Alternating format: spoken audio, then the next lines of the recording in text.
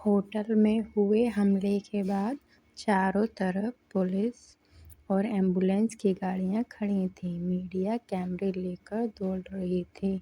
आरवीर के कंधे से लगातार खून बह रहा था, लेकिन वह बिना दर्द दिखाए अपनी एक्सयूवी की तरफ बढ़ रहा था।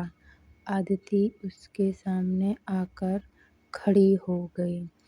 आपको गोली लगी है, पहले अस्पताल चलिए। आरवीर ने उसकी तरफ देखा और ठंडे लहजे में बोला, मुझे आदत है। गोली लगने की भी आदत होती है क्या? पहली बार किसी ने उससे इस तरह सवाल किया था। आरवीर कुछ सेकंड उसे देखता रहा, फिर बिना जवाब दिए कार में बैठ गया। गाड़ियों का काफिला वहाँ से निकल गया, लेकिन उस रात अदिति के दिमाग में बार बार वही पल घूम रहा था जब आरवीर ने अपनी जान की परवाह किए बिना उसे बचाया था। अगली सुबह आरवीर अपने मैंशन के प्राइवेट मेडिकल रूम में बैठा था। डॉक्टर उसके कंधे पर पट्टी बांध रहे थे। डॉक्टर ने कहा, अगर 2 मिनट और देर हो जाती तो गोली अंदर तक चली जाती। आरवीर ने कोई जवाब नहीं दिया। उसी समय कबीर अंदर आया। बॉस, पता चल गया हमला किसने कराया था। कौन? विक्रांत मल्होत्रा। यह नाम सुनते ही आरवीर की आंखों में गुस्सा उतर आया। विक्रांत, दिल्ली अंडरवर्ल्ड का सबसे बड़ा डॉन। सालों से दोनों के बीच दुश्मनी चल रही थी।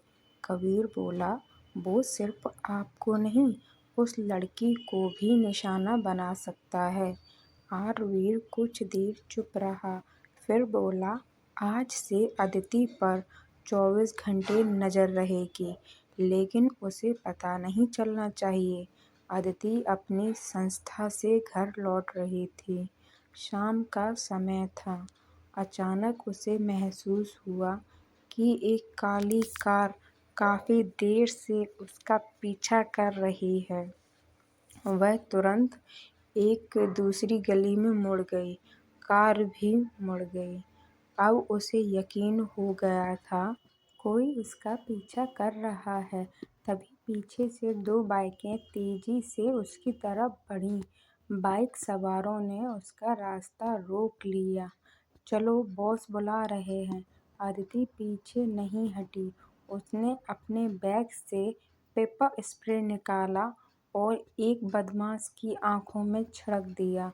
दूसरे को उसने जोर से धक्का दिया, लेकिन तभी तीसरा आदमी पीछे से आ गया। वह अदिति का हाथ पकड़ने ही वाला था कि धाएं गोली की आवाज गूंजी। गोली बदमाश के पैर में लगी। सड़क के दूसरी तरफ एक काली एक्सयूवी आकर रुकी। दरवाजा खुला। आरवीर बाहर उतरा। उसके चेहरे पर वही ठंडा गुस्सा था। उसने एक नज़र बदमाशों पर डाली और कहा, मेरी इजाज़त के बिना मेरी दुनिया की किसी चीज़ को हाथ लगाने की गलती मत करना। बदमाश समझ गए कि अब बचना मुश्किल है। वे भागने लगे। आरवीर के लोग उनके पीछे दौड़ पड़े। कुछ ही मिनटों में पूरी सड़क खाली हो गई। अदिति गुस्से में आरवीर के सामने आकर बोली, क्या हर बार मेरी जिंदगी में ऐसे ही आ जाओगे? आरवीर ने शांत आवाज में जवाब दिया, जब तक खतरा है, हाँ, मैं खुद अपनी रक्षा कर सकती हूँ। आज कर लेती तो मुझे आने की ज़रूरत नहीं पड़ती। अदिति कुछ पल चुप रही, फिर बोली, मैं किसी का एहसान नहीं लेती। आरवीर ने हल्की मुस्कान के साथ कहा, अच्छा है, क्योंकि मैंने कोई एहसान किया भी नहीं। इतना कहकर वह वापस अपनी एक्सयूवी में बैठ गया। अदिति उसे जाते हुए देखती रही। उसे पहली बार लगा, यह आदमी जितना बाहर से कठोर दिखता है, शायद अंदर से उतना ही रहस्यमयी है। और दूसरी तरफ एक्सयूवी में बैठा आरवीर पहली बार अपनी खिड़की से बाहर देख रहा था।